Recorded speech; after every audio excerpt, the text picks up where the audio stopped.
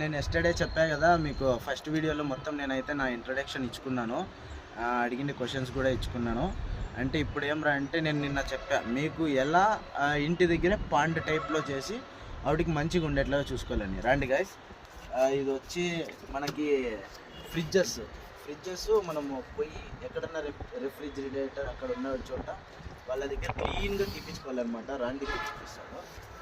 ఇక్కడ చూడండి, ఇట్లాంటి వాటిలలో కొంచెం బొక్కలు ఉంటాయన్నమాట. అవన్నీ మనము ఎంసీల్ మనకి జస్ట్ 10 రూపీస్ అట్లాంటి ఎంసీల్ తీసుకుని మొత్తం గ్యాప్స్ అన్నీ కవర్ చేసుకోవాలి. చూడండి, ఇద్దరు దికావు భయ్య, చూడండి ఇలా మొత్తం కవర్ చేసుకోవాలన్నమాట. చూడండి దీంట్లో కూడా కవర్ చేశాను.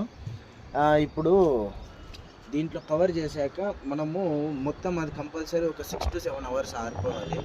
ఆరిపోయిన తర్వాత మనం ఒకసారి వాటర్ రెసిస్టెన్స్ చెక్ చేసుకోవాలి. మనకి ఎస్టర్డే అయితే అది ఫుల్గా లీకేజ్ వచ్చింది మనకి, అంటే ఈరోజు మనం చెక్ చేసినప్పుడు లీకేజ్ వచ్చింది అనమాట. మళ్ళీ నేను నైట్ మొత్తం కీరింగ్కి పెట్టి ఇప్పుడు మార్నింగ్ వాటర్ కొంచెం వేసి పెట్టాను, టెస్ట్ చేశాను, సక్సెస్ఫుల్గా రన్ అయిందనమాట. ఇంక జస్ట్ ఇంకా టుమారో వచ్చే వీడియోలో మనం కంపల్సరీగా దీన్ని పాండ్ లాగా ఎలా తయారు చేయాలి అది కూడా చూపిస్తాను, ఓకేనా?